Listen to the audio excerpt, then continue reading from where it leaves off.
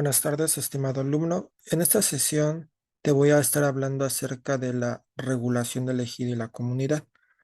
Estas dos figuras jurídicas pues, son centrales en nuestro derecho agrario, ya que derivan de lo que es la Revolución Mexicana y se reconocen propiamente en la Constitución Política de los Estados Unidos Mexicanos.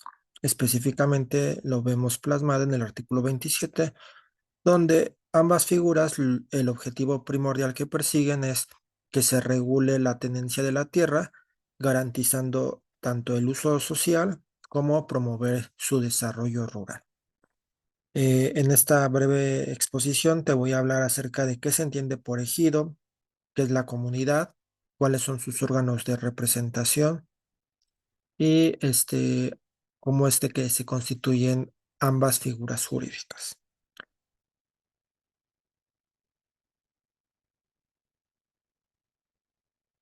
¿Qué vamos a entender por ejido? El ejido lo vamos a entender como esa propiedad colectiva que va a pertenecer a un grupo de personas que se denominan ejidatarios y que van a tener el derecho sobre la tierra para poder aprovecharla, ya sea de manera agrícola, ganadera o forestal.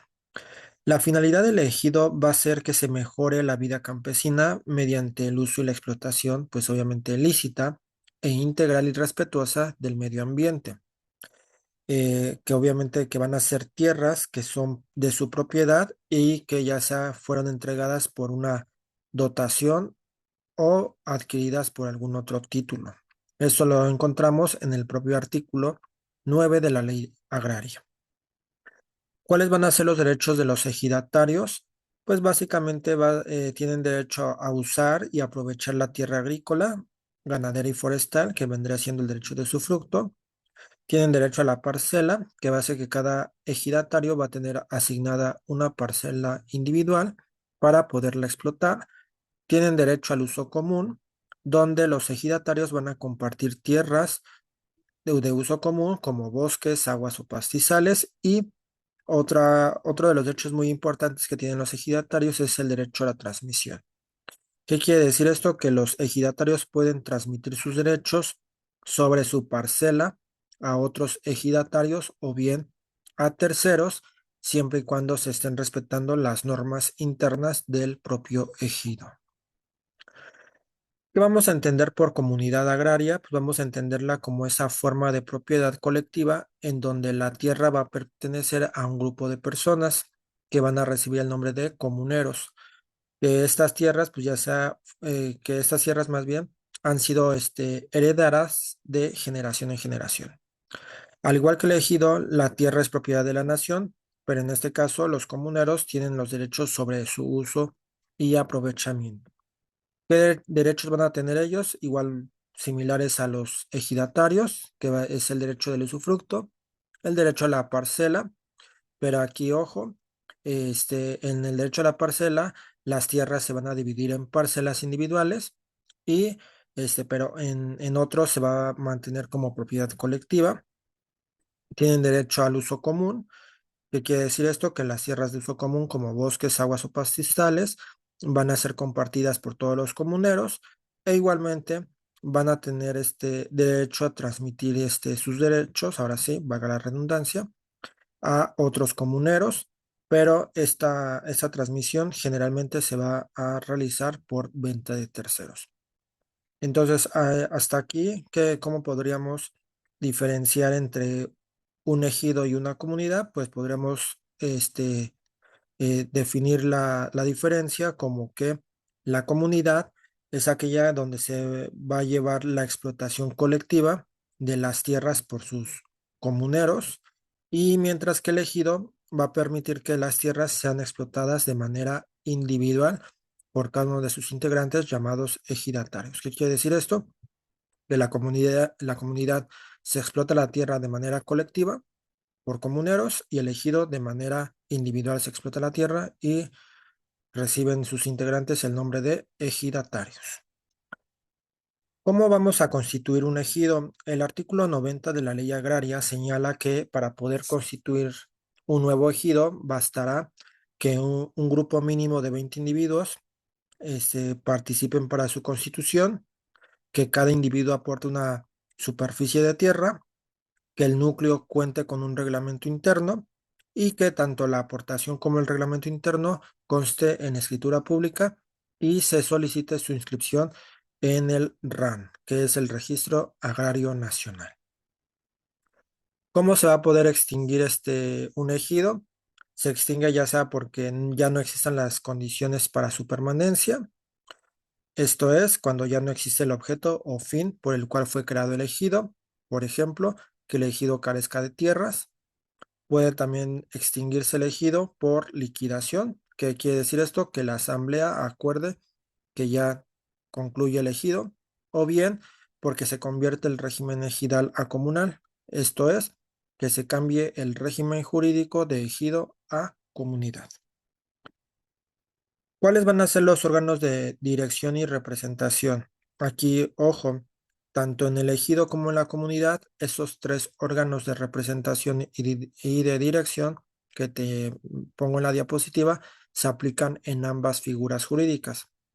¿Qué vamos a entender por la asamblea? La asamblea la vamos a entender como ese órgano supremo, el cual se va a definir por un órgano integrado por personas para un fin común y que este no va a funcionar en forma permanente, sino que solo se va a convocar a sus miembros para poder deliberar y votar los asuntos correspondientes.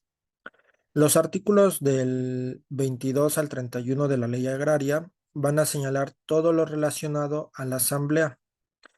¿Qué temas toca o conoce la asamblea? Pues los vamos a encontrar básicamente en el artículo 21 de la Ley Agraria, que por mencionar algunos, tenemos que en la asamblea se van a formular lo que es se va a formular y modificar el reglamento interno del ejido, se va a aceptar la separación de ejidatarios, así como de sus aportaciones, se van a recibir informes del comisariado ejidal y del consejo de vigilancia, así como también se puede en la asamblea elegir y remover a sus miembros. También otro de los fines que persigue la asamblea o sus funciones es aprobar los contratos y convenios que tengan por objeto un uso o disfrute por terceros, entre otros atribuciones que tiene la asamblea. La asamblea se va a reunir por lo menos una vez cada 6 meses. La convocatoria debe de ser expedida por el comisario ejidal o comunal, según sea el caso, o bien también puede ser por el Consejo de Vigilancia, ya sea por iniciativa propia o bien por solicitud de al menos 20 ejidatarios o comuneros o del 20% o más del total de ejidatarios o comuneros que integren el núcleo ejidal o comunal. El otro órgano que te pongo aquí en la diapositiva es el comisariado, que es ese órgano encargado de la ejecución de los acuerdos de la asamblea y así como representarle y gestionar administrativamente el ejido. El comisariado se va a integrar por un presidente, un secretario y un tesorero con sus respectivos suplentes. ¿Cuáles van a ser las facultades y obligaciones del comisariado? Las vamos a encontrar previstas en el artículo 33 de la Ley Agraria y que básicamente consisten en representar al núcleo de la población ejidal, así como administrar los bienes comunes del ejido, procurar que se respeten estrictamente los derechos de los ejidatarios, también otro de los derechos o facultades, no hay en obligaciones, sería convocar a la asamblea en los términos de ley y dar cuenta a la Asamblea de las labores efectuadas y del movimiento de fondos, como también informar a la Asamblea sobre los trabajos y aprovechamiento de las tierras de uso común y en el estado en que se encuentra. Finalmente, otro de los órganos de representación se trata del Consejo de Vigilancia. Este se va a conformar por un presidente y dos secretarios con sus respectivos suplentes. Las facultades y obligaciones del Consejo de Vigilancia las vamos a encontrar en el artículo 36 de la Ley Agraria, que señala que van a ser facultades y obligaciones del Consejo de Vigilancia.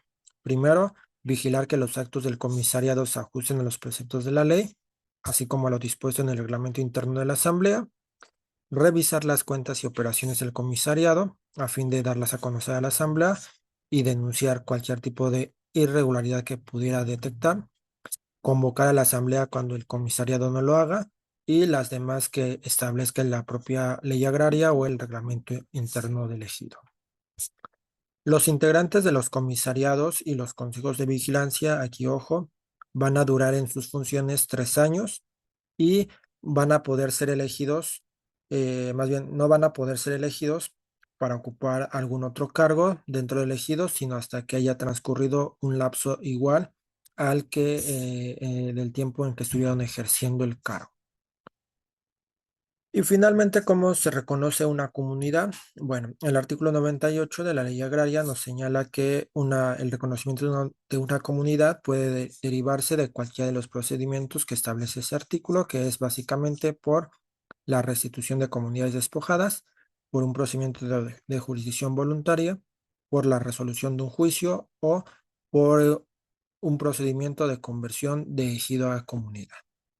Y bueno, básicamente eso es lo que yo te quería hablar en esta sesión, para que tú conocieras un poquito de la diferencia que existe entre un ejido y una comunidad, cómo es que se constituye cada uno de ellos y cuáles son las atribuciones y obligaciones de los órganos que representan tanto a la comunidad como al ejido.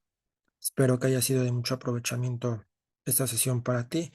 Te reitero nuevamente, cualquier duda o comentario que tengas con alguno de los temas que se están abordando en este tercer bloque de tu curso Derecho Agrario, no omitas escribirlo en el foro creado para tal efecto. Que tengas una excelente tarde.